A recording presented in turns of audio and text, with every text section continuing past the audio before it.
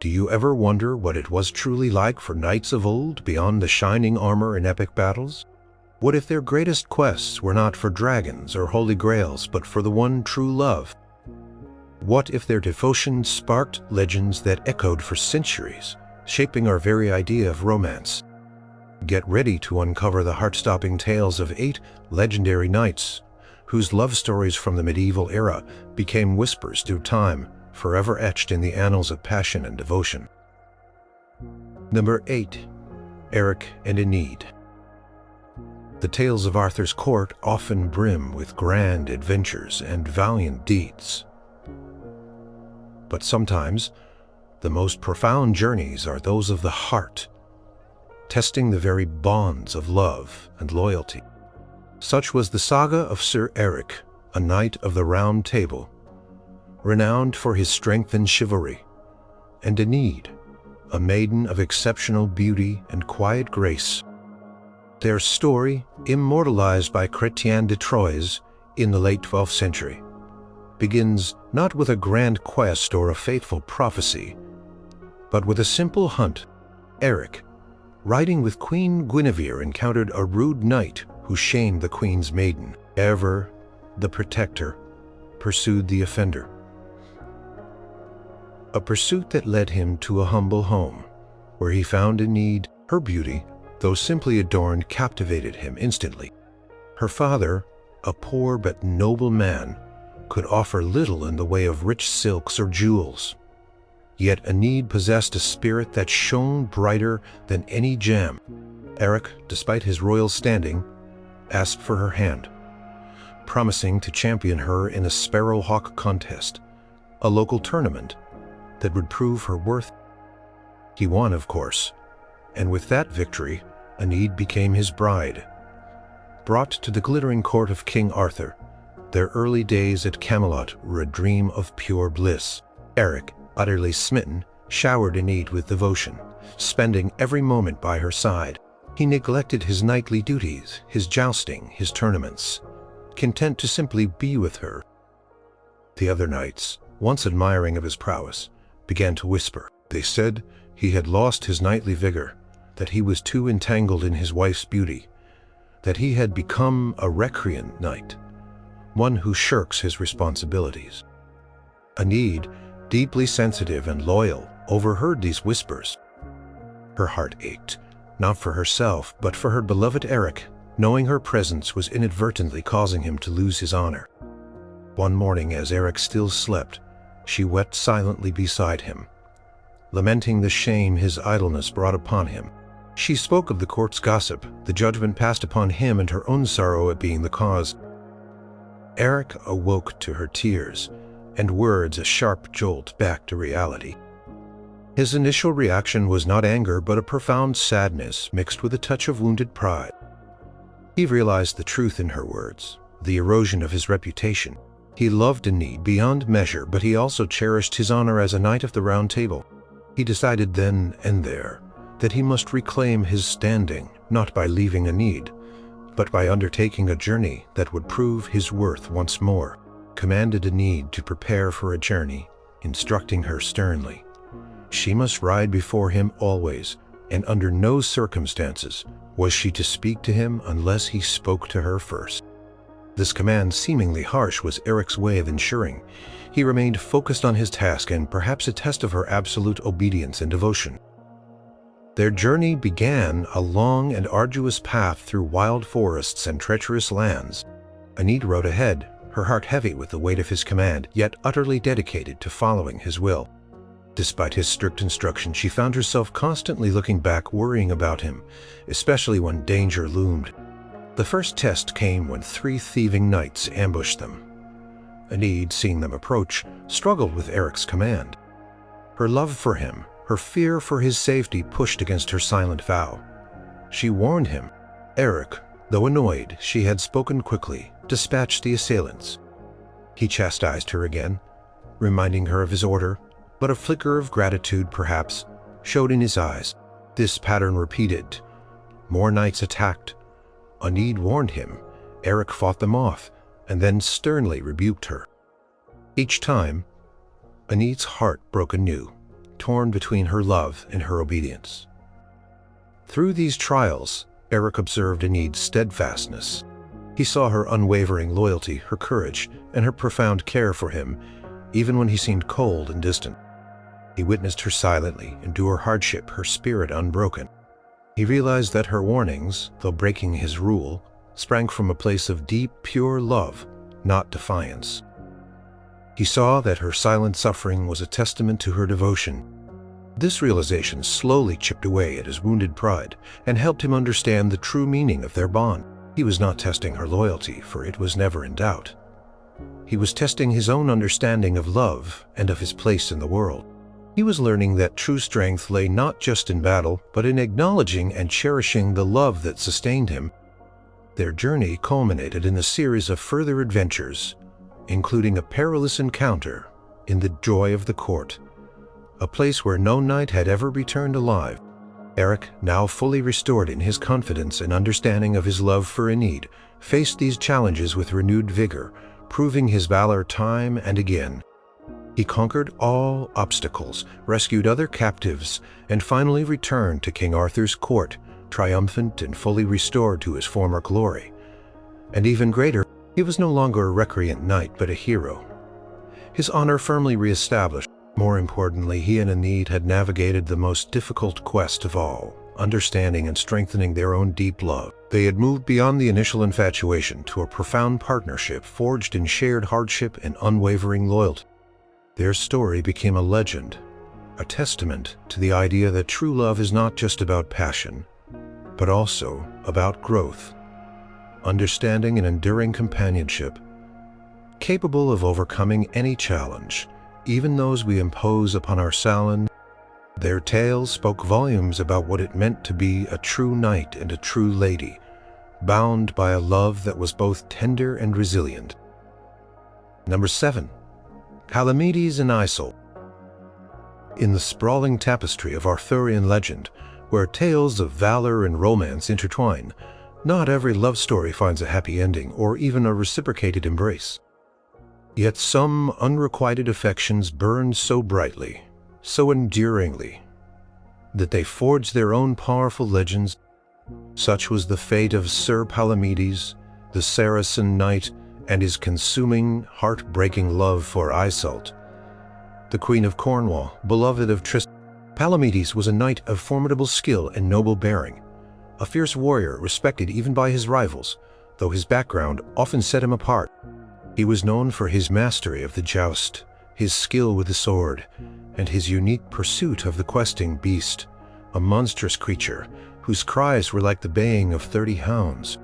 But more than any of his physical achievements, it was his unwavering, tormented devotion to Iseult that truly defined him and secured his place in legend. His obsession with Iseult began, as many obsessions do, with a single captivating sight. He saw her perhaps at a tournament or during a diplomatic gathering, and her beauty, her grace, her very essence, struck him with a force that forever altered his path.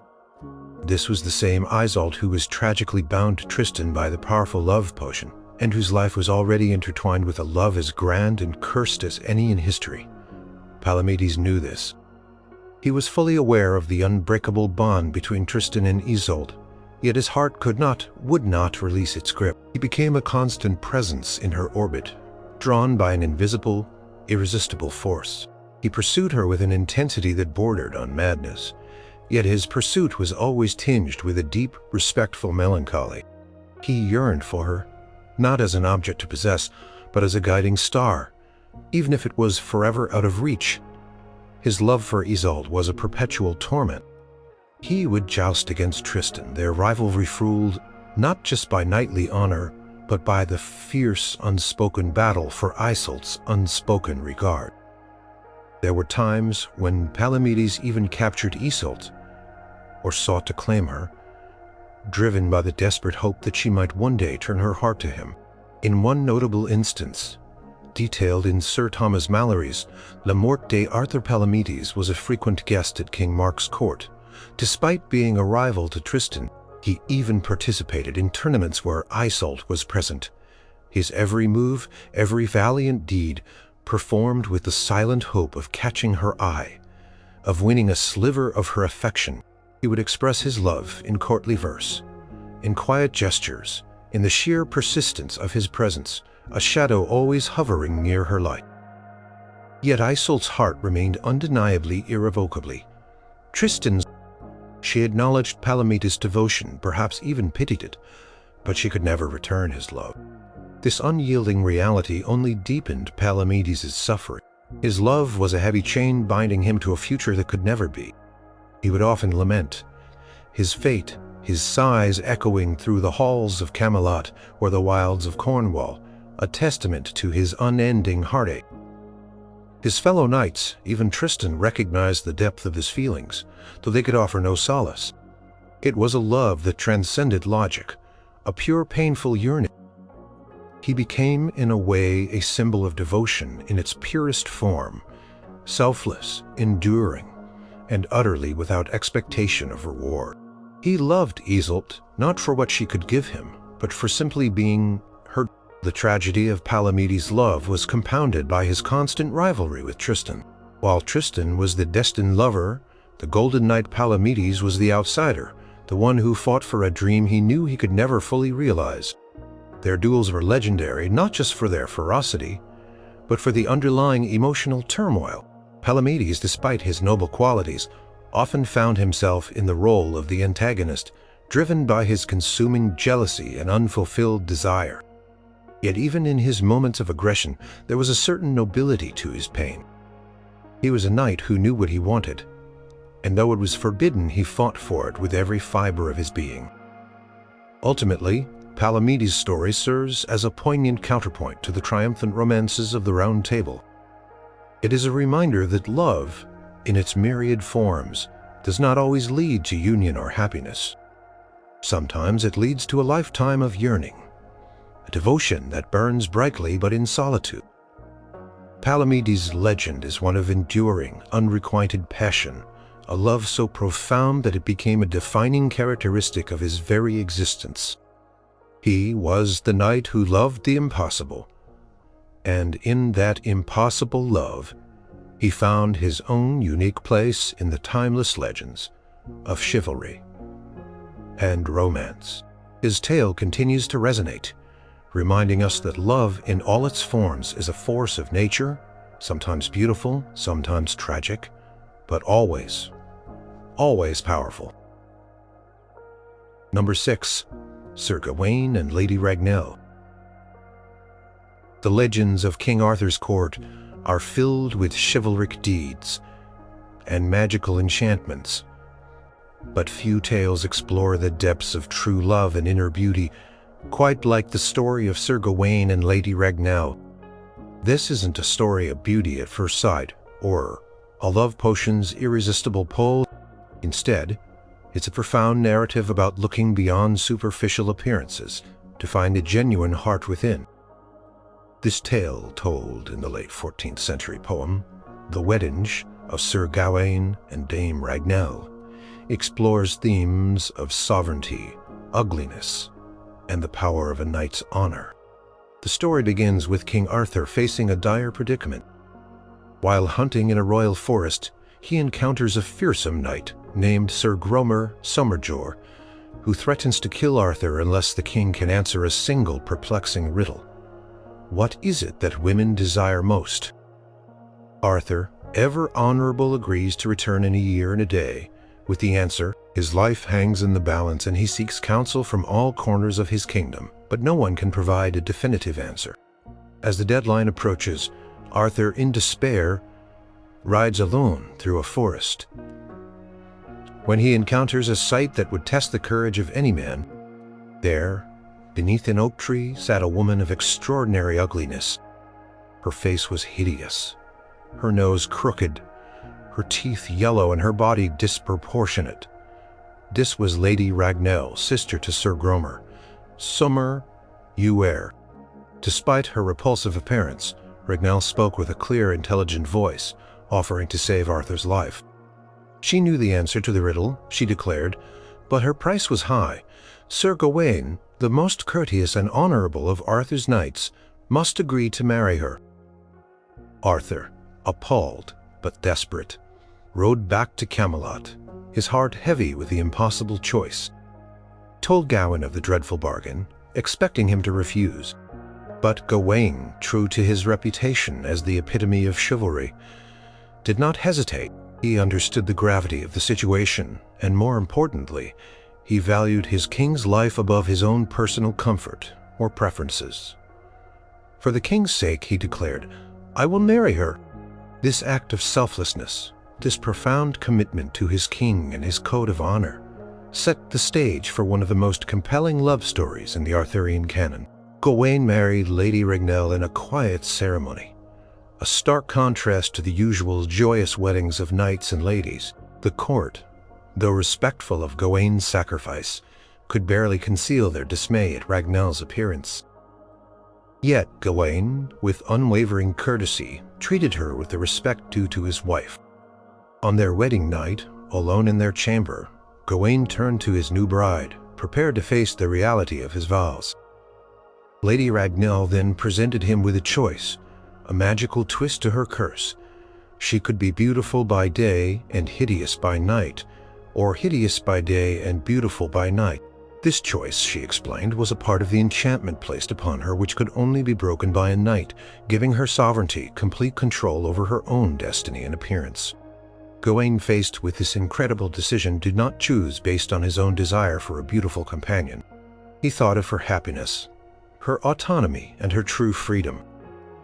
He understood that true love and respect meant granting her the ultimate power over herself. "My lady," he said, "I put the choice wholly in your hands. Do as you wish, whatever you choose. I will be content."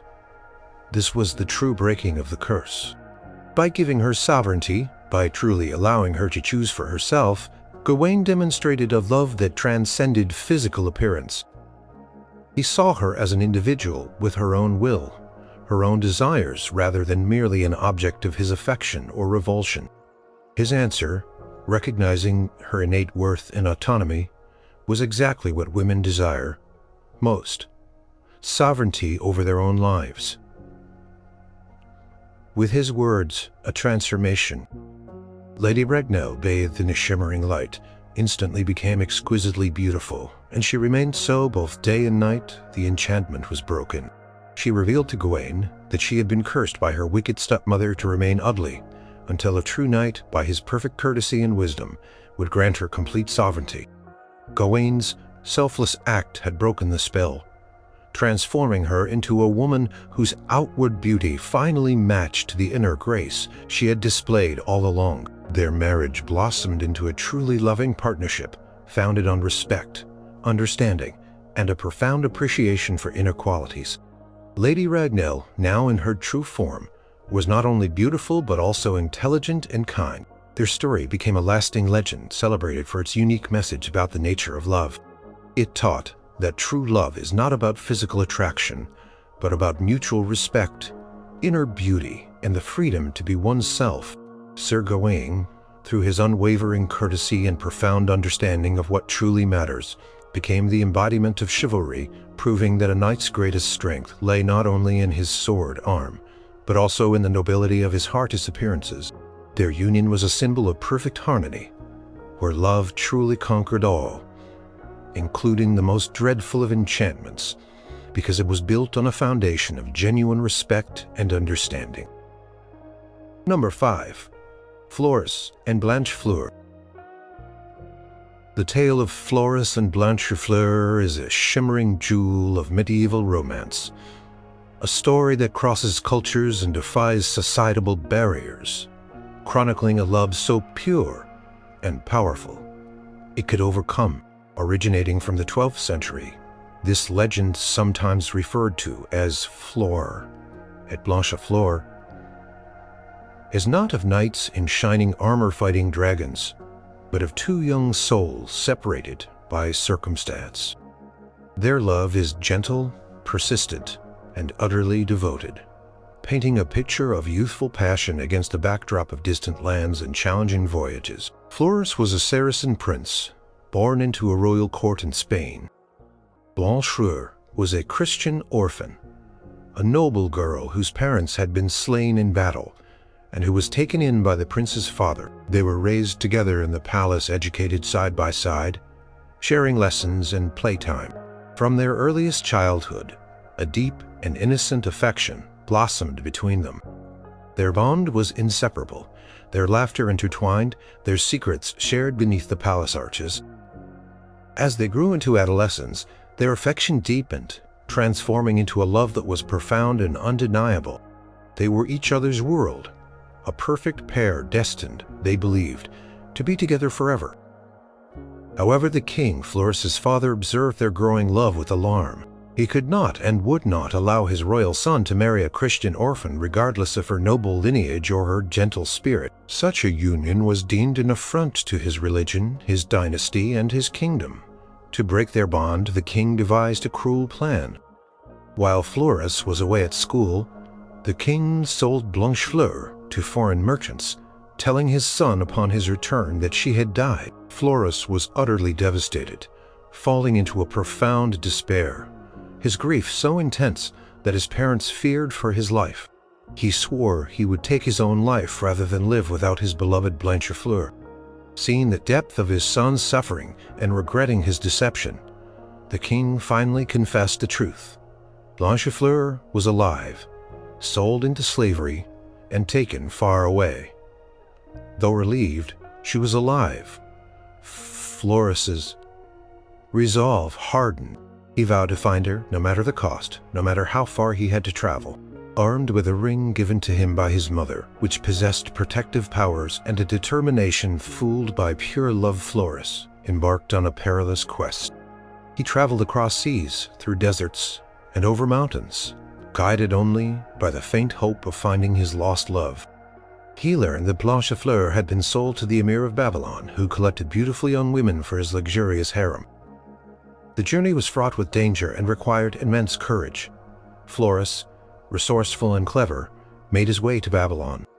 He understood that simply storming the Emir's heavily guarded tower was impossible. Instead, he devised a plan that relied on cunning and charm. He befriended the gatekeeper of the tower, bribing him with a valuable golden cup, and managed to gain entry by pretending to be a master builder sent to inspect the tower's structure. He learned that the Emir's harem was a beautiful but heavily guarded place where the maidens lived in splendid isolation, each occupying a separate room within a grand tower. Blanchefleur, he discovered, occupied a specific chamber identifiable by a unique floral design on her door.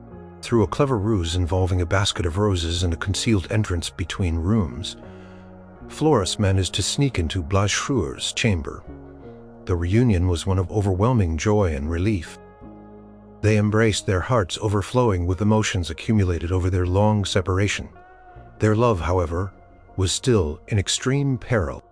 The Emir, upon discovering a man in his supposedly impenetrable harem, was furious. Floris and Blanchefleur were captured and condemned to death. Their unwavering love, even in the face of certain execution, touched the hearts of the Emir's court. They were so young, so devoted, their fate seemed utterly unjust. Moved by their pure love and the wisdom of his own advisors, the Emir relented. Instead of execution, he offered them a choice: conversion to Islam and freedom or death.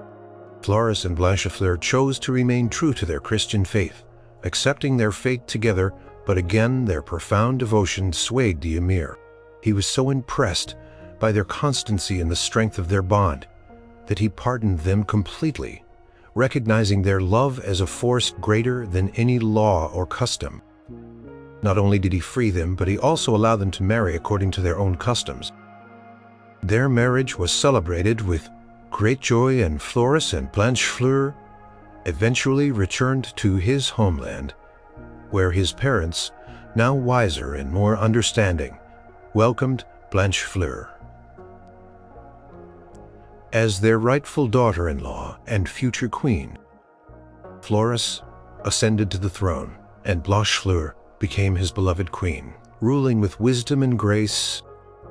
Their story, therefore, became a legend, not just of passionate love, but of resilience, ingenuity, and the triumph of the human spirit over prejudice and adversity. It spoke of a love that was innocent, yet powerful, capable of crossing boundaries, uniting people, and ultimately bringing peace and understanding to a divided world. It is a timeless testament to how true love can overcome all, proving that devotion, courage, and a little bit of cunning can lead to the happiest of endings.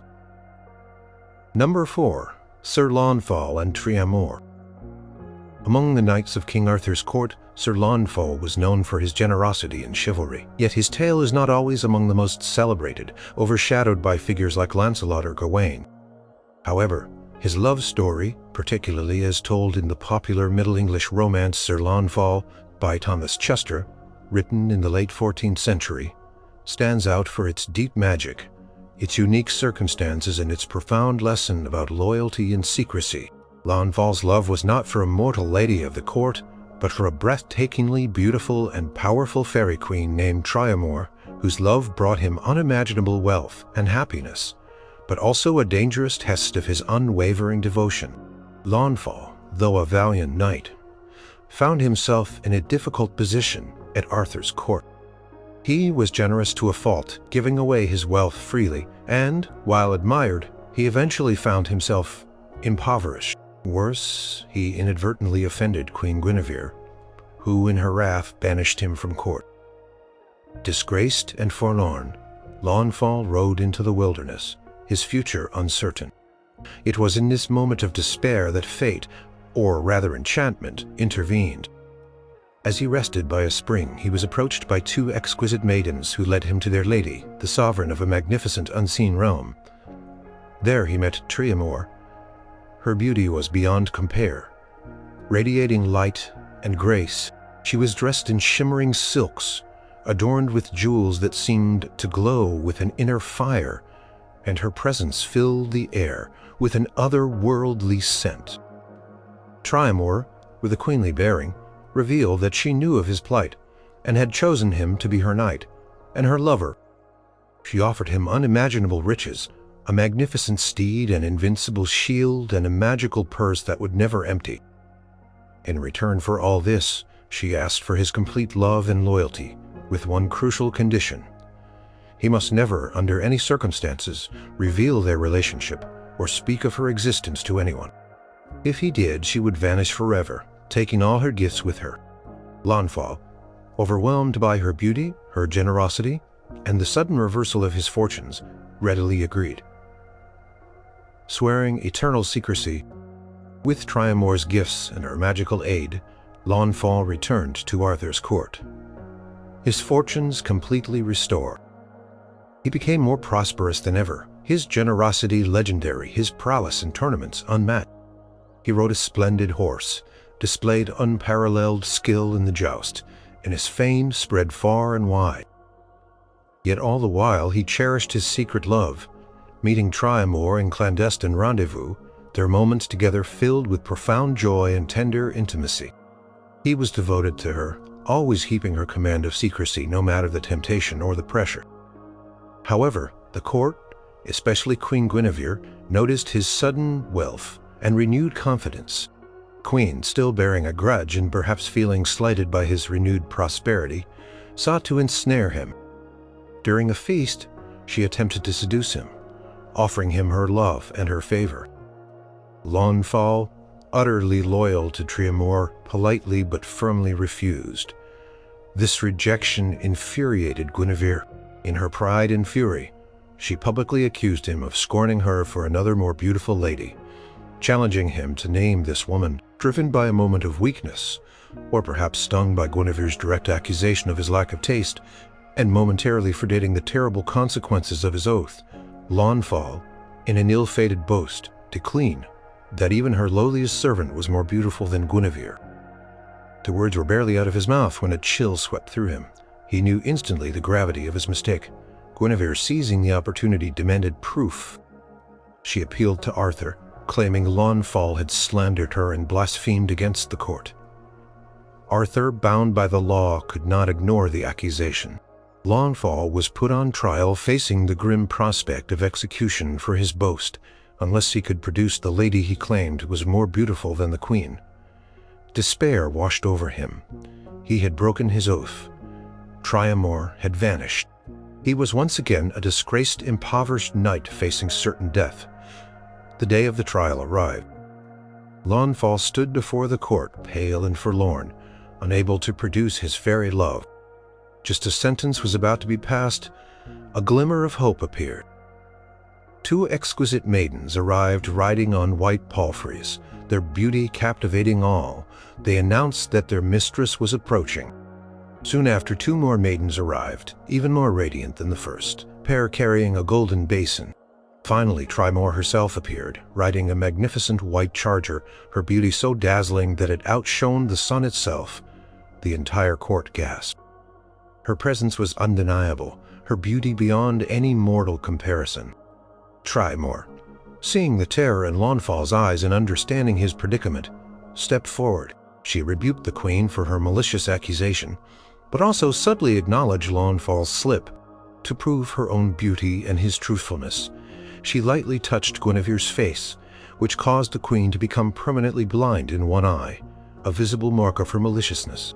With the truth revealed and justice served, Triamore pardoned Launfal for his transgression, understanding that his boast, though a breach of their secret, had come from a place of defending her honor. She had come to save him, to prove his loyalty, and to show that even in his moment of weakness, his love for her was true. She took him with her to her own mystical realm, a place of eternal joy and beauty. Launfal, reunited with his beloved fairy queen, was never seen again in the mortal world. Their love story became a legend, a testament to the power of secret love, enduring loyalty, and the extraordinary consequences of a single fateful promise. It teaches that true love, though sometimes demanding absolute faith, can lead to a happiness beyond anything found in the ordinary world, a happiness that transcends the boundaries of human and magical realms. Number 3. Abelard and Heloise. Their love story is not spun from Arthurian legends or chivalric romances, but is instead a deeply personal and utterly tragic saga from real life, dating back to the early 12th century. Peter Abelard was one of the most brilliant and controversial philosophers and theologians of his time, a man of immense intellect, charisma, and undeniable arrogance. Heloise d'Argenteau was his student, a woman of extraordinary intelligence, learning, and beauty, a rare combination in an era when women's intellectual pursuits were often limited. Their passionate, forbidden relationship, documented through their own searing letters, offers a raw, unfiltered glimpse into a love that defied societal norms, paid a brutal price, and became a timeless legend of devotion. Abelard, a celebrated master at the Cathedral School of Notre Dame in Paris, sought lodging in the house of Canon Fulbert, Heloise's uncle and guardian. He persuaded Fulbert to allow him to tutor Heloise privately, a decision that would unravel their lives. Abelard was nearing 40. Heloise was just 17. Their intellectual connection quickly ignited into a fiery physical and emotional affair. Abelard, in his Historia Calamitatum, the story of my misfortunes, later admitted that his true intention was not to teach, but to master her heart. Their love consumed them. They spent their days in intellectual pursuits, their nights in passionate embraces. Heloise, captivated by Abelard's mind and charm, fell deeply in love. Abelard, for his part, was equally enthralled by her intelligence and beauty, composing love songs for her that made their affair widely known and inevitably scandalous. Their secret, or rather their poorly kept secret, became public when Heloise became pregnant. This was a catastrophic blow in medieval society, particularly for a scholar and a canon. To protect Heloise and their child from the wrath of Fulbert and the scandal, they fled to Brittany, where Heloise gave birth to a son, Astrolabe, in an attempt to legitimize their relationship and mitigate the scandal. Abelard offered to marry Heloise secretly. Heloise remarkably resisted the idea. She was acutely aware of the damage a marriage would do to Abelard's illustrious career, which depended on him remaining in holy orders and living an uncelibate life. She argued vehemently against it, pleading with him not to sacrifice his intellectual future for her. She even proposed entering a convent, a testament to her profound love and selflessness.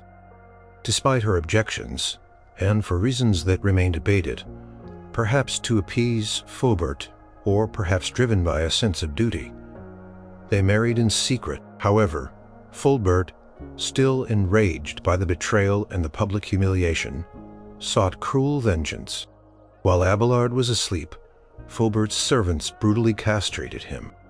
This horrific act marked a devastating turning point, severing Abelard from his previous life and ambitions, and forever linking him to a fate of profound physical and emotional suffering. In the wake of this mutilation, Abelard, in deep shame and despair, chose to become a monk. He insisted that Heloise too take the veil and become a nun. Despite her initial resistance to marriage, she obeyed him, entering the Abbey of Argenteuil, a poignant reflection of her continued devotion. This was not the end of their story, however, but the beginning of a legendary epistolary relationship. Years later, Abelard, now an abbot, and Heloise, now an abbess, began to correspond. Their letters, known as the Letters of Abelard and Heloise, are among the most famous and heart-wrenching exchanges in literary history. In these letters, Heloise, though outwardly devoted to her new life, revealed the enduring depth of her love and longing for Abelard. She confessed that she still felt the passions of my former life and my love for you, still strong and unextinguished. She wrestled with her spiritual vows and her earthly desires, admitting that I called you my lover, not my husband. She spoke of the intense joy and sorrow their love had brought her. The memory of their embraces still vivid. Abelard, initially more reserved, gradually opened up, acknowledging the great wrong he had done her, and expressing his own pain and regret, though often still from a philosophical and theological perspective. Their correspondence became a space for them to grapple with their past, their faith, and their enduring, tormented love.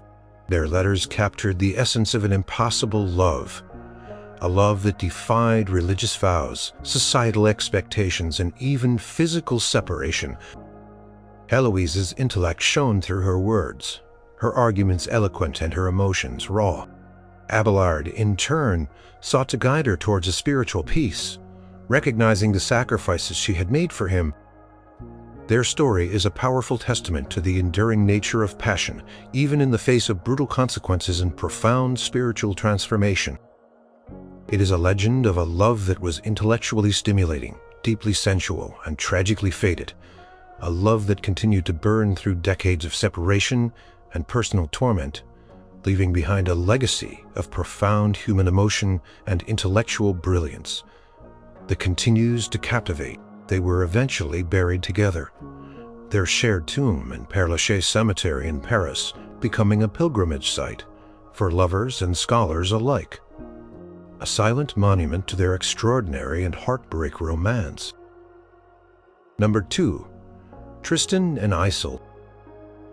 The saga of Tristan and Iseult is perhaps the most enduring and tragic love story of the Middle Ages, a powerful narrative of passion, betrayal, and destiny that has been retold in countless versions across European literature since the 12th century. Unlike many chivalric romances that end in triumphant marriage, this tale is steeped in a fatalistic beauty, driven by an irresistible force that binds two souls together in a love that defies all vows. It is a story not of choice, but of an enchanted fate, a love born of magic and doomed to sorrow. Tristan, a valiant knight of unparalleled skill and nephew to King Mark of Cornwall, was sent to Ireland to bring back the beautiful Princess Iseult as a bride for his uncle.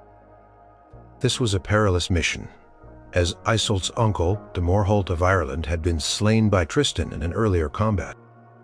Despite the danger, Tristan succeeded, charming the Irish court and securing Iseult's hand for King Mark. As they sailed back to Cornwall, a seemingly innocent mistake irrevocably sealed their fate. Iseult's mother, a sorceress, had prepared a powerful love potion, intended for Iseult and King Mark to ensure their lasting affection and a happy marriage. The flask was given to Brangæna, Iseult's loyal handmaiden, with strict instructions to give it to the royal couple on their wedding night. However, during the long sea voyage, Tristan and Iseult, feeling the effects of the sea air and seeking refreshment, mistakenly drank from the flask, believing it to be a common beverage. The potion intended to bind Mark and Iseult instead bound Tristan and Iseult with an unbreakable, irresistible love. From that moment forward, their souls were inextricably linked. They fell desperately and instantly in love. A love so profound, so overwhelming, that it eclipsed all duty, all honor, and all consequence. Their shared drink was not a choice, but a cosmic decree, a magical curse that bound them to each other, regardless of the devastating impact it would have on their lives, and on King Mark upon their arrival in Cornwall. She became his queen, and Tristan remained his loyal knight. But the love potion had forged a bond far stronger than any marriage vow or feudal loyalty. Tristan and Iseult engaged in a clandestine affair, risking everything for fleeting moments together. Their secret meetings, often aided by Brangæna, were fraught with danger. King Mark, though initially trusting, began to suspect.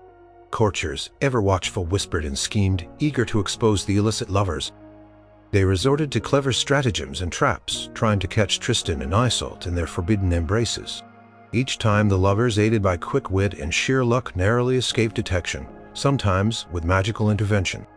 Their affair became a source of constant torment for all involved. King Mark, a good man who genuinely loved Iseult and trusted Tristan, was repeatedly heartbroken by their betrayals. Tristan, torn between his love for Iseult and his loyalty to his uncle, suffered immense guilt and internal conflict. Iseult, though she loved Tristan with every fiber of her being, lived in a constant state of fear and deception, her heart aching with the impossible situation. The love potion did not remove their conscience. It simply made their love irresistible, a constant, agonizing pull that they could not escape. The legend is filled with episodes of their ingenious deceptions, their desperate escapes, and their profound sorrow. At one point, to prove her innocence to Mark, Iseult underwent an ordeal by hot iron. She swore an oath, carefully worded to be literally true but morally deceptive, that no man had been between her legs except her husband and the poor pilgrim, Tristan, in disguise, who had carried her across a stream just before the oath. The ordeal passed, but their love continued. Ultimately, the affair was too potent, too disruptive to remain truly secret. Tristan was exiled from Cornwall. He wandered, taking on the guise of a knight-errant, but his heart remained with Iseult. In Brittany, he met another Iseult, Iseult of the White Hands, daughter of King Howell. He married her, hoping to find solace, but the union was never consummated. His heart remained inextricably bound to Iseult of Cornwall, and the new Iseult was a constant reminder of his impossible love. He endured a shadow of a life perpetually yearning for his true beloved. Tale reaches its tragic climax when Tristan is wounded with a poisoned spear. He sends a messenger to Iseult of Cornwall, begging her to come and heal him with her renowned medical skills. Code was arranged. If she was coming, the ship's sail would be white if not black. Iseult of the White Hands, consumed by jealousy, saw the approaching ship with its white sail. When Tristan anxiously asked the color, she lied, telling him it was black. Tristan, believing Iseult of Cornwall had abandoned him, lost all hope and died of despair. His heart broken. Moments later, Iseult of Cornwall arrived, saw him dead, and died of a broken heart herself, collapsing beside him. Their story is a powerful testament to a love that transcends convention, a force of nature that can bring both ecstasy and ruin. It is a legend of a love that is fated, irresistible, and utterly tragic, yet eternally beautiful in its intensity and its profound impact on all involved. Tristan and Iseult became the quintessential tragic lovers, their tale resonating through the ages is a poignant reminder that love, when touched by magic or destiny, can lead to a glorious yet ultimately sorrowful end. Their legend speaks of the unbreakable bond of soulmates, even when that bond leads to a path of inevitable heartbreak. Number 1. Lancelot and Guinevere. Among all the love stories woven into the rich tapestry of King Arthur's court, none resonates with quite the same tragic grandeur and scandalous allure as that of Sir Lancelot du Lac and Queen Guinevere. This is the ultimate forbidden love, a passionate affair that, while igniting the greatest acts of chivalry, ultimately cast a long shadow over the glorious kingdom of Camelot and led to its inevitable downfall. Immortalized in countless medieval romances, Lancelot, the Knight of the Cart, and Sir Thomas Malory's Le Morte d'Arthur. Their legend explores the agonizing conflict between love, loyalty, honor, and destiny. Lancelot, the epitome of chivalry, was King Arthur's most trusted knight, his dearest friend, and the greatest warrior of the Round Table. He was handsome, brave, and noble, admired by all. Guinevere, the queen, was renowned for her beauty, her intelligence, and her commanding presence. Her marriage to Arthur was a cornerstone of the kingdom, a symbol of its unity and strength. Yet despite their positions and their vows, Lancelot and Guinevere were drawn to each other with an intensity that defied all reason and duty. Their love was not a sudden infatuation, but a slow burn, born of proximity, shared admiration, and a deep emotional connection that blossomed amidst the courtly life of Camelot. Their affair began subtly with stolen glances, lingering touches, and unspoken understanding. Lancelot's devotion to Guinevere became the driving force behind his heroic deeds. He fought in her name, his every victory a testament to his love for her. He would wear her token in tournaments, and his extraordinary valor in battle was often attributed to the inspiration he drew from her. For Guinevere, Lancelot offered a passionate connection that perhaps her dutiful marriage to Arthur lacked. He was the knight who would go to any lengths for her, truly embodying the ideals of courtly love, where the lady's honor and wishes were paramount. However, their secret liaison, despite their attempts to conceal it, gradually became an open secret at court. Whispers circulated, glances were exchanged, and suspicion grew. King Arthur, a man of great integrity and perhaps a touch of naivete, initially refused to believe the rumors. Fiercely loyal to his queen and his greatest knight, he dismissed the accusations, trusting his loved ones implicitly. But a faction of jealous knights, led by Sir Mordred, Arthur's illegitimate, driven by malice and a desire to dismantle Arthur's reign, actively sought to expose the affair, knowing it would shatter. Came with devastating Camelot. Lancelot was trapped in Guinevere's chambers by Mordred and his allies. In the ensuing struggle, Lancelot, defending himself and the queen, killed several of Arthur's knights. This act, committed in the queen's bedchamber, was undeniable proof of their infidelity. Lancelot escaped, but Guinevere was captured and condemned to be burned at the stake for treason. This was the ultimate betrayal of Arthur's trust and the breaking of his sacred vows. On the day of Guinevere's execution, Lancelot, ever the valiant knight and devoted lover, returned to rescue her. He stormed the pyre, fighting through Arthur's loyal knights, saving Guinevere but inadvertently killing many more, including Sir Gareth and Sir Gaheris, beloved brothers of Sir Gawain. This act plunged Camelot into open civil war. Gawain, once Lancelot's dearest friend, now became his fiercest enemy, driven by a blood feud to avenge his brother's deaths. The war between Lancelot and Arthur tore the Round Table apart. Knights chose sides, loyalties were tested, and the dream of a united kingdom began to crumble. Arthur, heartbroken by the betrayal, yet bound by honor to seek justice, pursued Lancelot across the sea to his lands in France. While Arthur was away, Mordred seized his opportunity, usurping the throne and crowning himself. Arthur had to return to reclaim his kingdom, leading to the devastating Battle of Camlan, where Arthur and Mordred fought to the death, the glorious Round Table. Once a symbol of justice and chivalry was shattered, and the age of Camelot came to a sorrowful end. After the fall of Camelot and Arthur's death, Lancelot sought repentance, becoming a hermit, living a life of austerity and prayer. Guinevere, overwhelmed by guilt and grief, entered a convent, dedicating her life to God, refusing to see Lancelot even when he sought her out. One last time. Their love, born of passion, had led to destruction, yet in their final days they both sought spiritual solace, acknowledging the profound impact their choices had wrought. The legend of Lancelot and Guinevere endures as a timeless tale of passionate love, heroic sacrifice, and tragic consequence. It is a story that explores the complexities of human desire, the allure of forbidden love, and the devastating power of betrayal. Their love, though destructive, is often portrayed with a profound sense of sympathy, a grand human tragedy caught between the dictates of the heart and the crushing weight of duty and destiny.